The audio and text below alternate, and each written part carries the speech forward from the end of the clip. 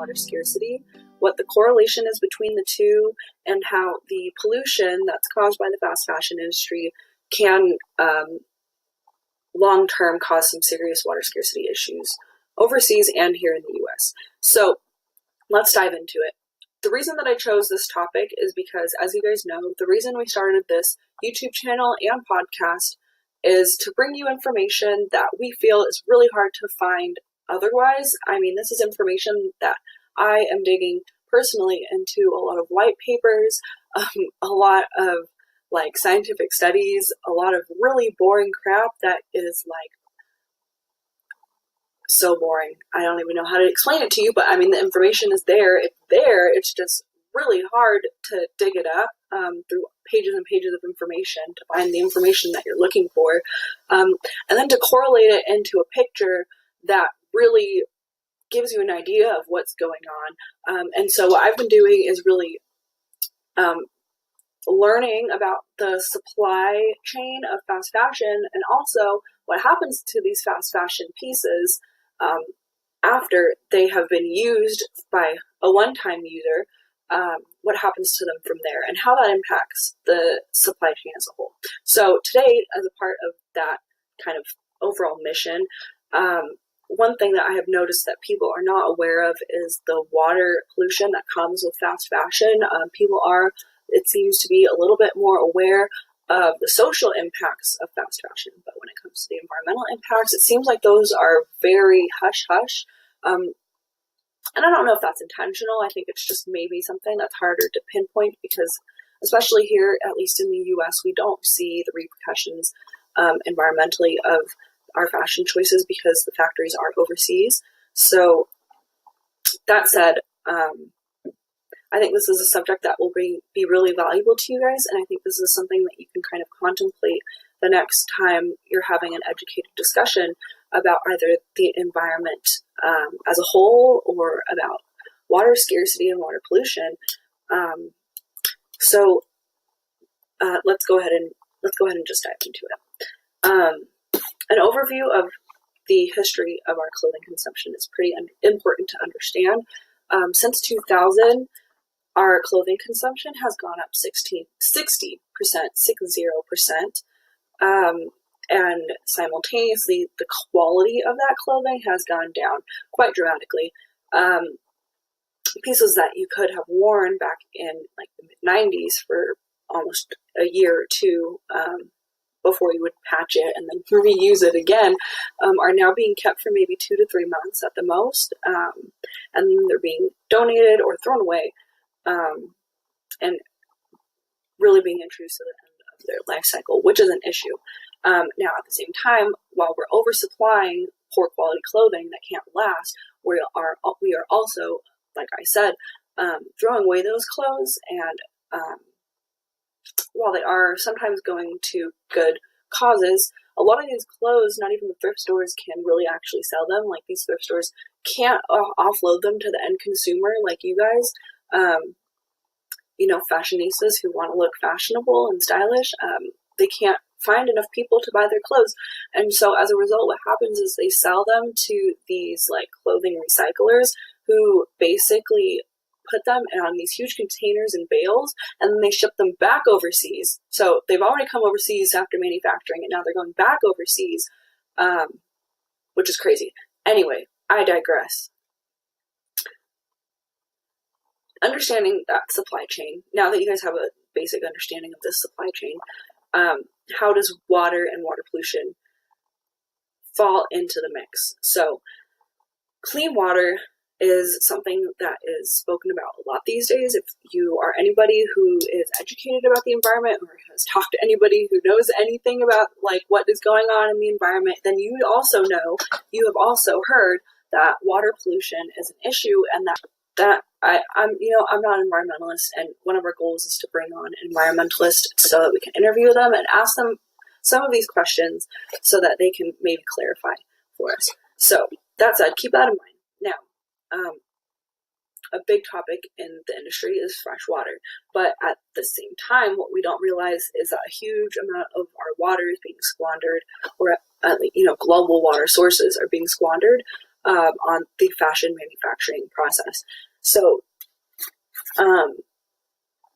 just a few pieces of information that I'm going to give you guys that I've collected from my research includes statistics from the countries of India, China, and Bangladesh, where a big majority of fashion is produced. So overall, globally, 23 billion people go without access to safe drinking water. That is globally as a whole, not just in these countries. But that said, let's see here. In China, pollution is causing 75% of the diseases overall in the country, water pollution. So that means drinking water, bathing water. This water is so polluted that people are no longer able to even use it safely. Like this is stuff like that's literally poisoning them. And as a result, 75% of the illnesses that are caused in China, or 75% of the illnesses that are contracted in China are directly caused by poor quality water. In Shanghai, I'm sure I'm saying that wrong, I'm really sorry guys, 85% of the water is considered undrinkable by World Health Organization standards. Now in India, 70% of the water supply does not meet World Health Organization standards. And now, to be fair, that there are other things going on in that country where water quality is being deteriorated, but one things that I found that definitely does point to textile pollution being an issue is, so they have a pollution control board over in India, and it's called the PCB, and one of their regulations is that all factories have to be placed at least 0.6 miles off of the river edge. So that means they can't be any closer than about half a mile off of the river. So when they went and investigated in 2007, which I know is just over 11 years ago. So things have probably changed a little, but I can't imagine that over 11 years things have changed quite dramatically. There were 267 factories built directly on the riverbed. Now that's 267 factories that would have to be completely shut down and moved for that to be rectified. Now, to give you guys some context as to what was going on before 2007, I did quite a bit of research on this and was kind of mind blown. Before 2007, what was going on was very few regulations were in effect, and there was not really enough of a regulatory board to control this huge booming industry that was now just kind of like popping up all over the country. And this includes both China and Bangladesh, and also India. So what was going on? So these factories would crop up, and they were pumping out, well, this is global clothing. This is clothing for the world, guys. The world is wearing these clothes. And water, like polluted water, the stuff that had the chemicals in it was just being dumped. It was just being dumped right into the river, right there. And there was no filtering process. This was raw industrial sewage.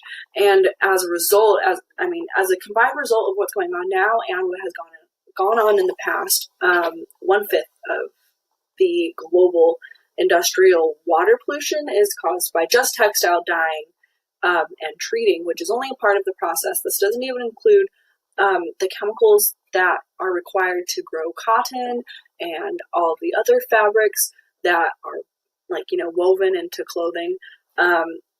So as you can see, this is a very complex cycle, and it's taken quite a bit of time just to dig up this information and put it into a presentable format for you guys, because it is scattered. There is not a lot of information in one place about water pollution caused by the fashion industry. And it's really, I feel, a disservice to people who are trying to alter their lifestyle in a way that reduces their carbon footprint, to live a lifestyle in a way that doesn't infringe on the rights of other humans. It's a really, really complex web, guys, and I'm really looking forward to breaking it down for you and presenting it to you and seeing what you have to say about it. I really don't want to be a killjoy. It kind of sucks to bring you all this like crappy information, but to be honest, I want to be honest. And at the end of the day, there's this huge catch-22, which is this is a huge industry. This is not just, and I'm not just talking about like a huge industry because of the people who like own these companies, that they should, for some reason, have some sort of right to this huge fashion profit. What I'm talking about is this is a huge industry that employs hundreds of thousands of millions of people around the world. And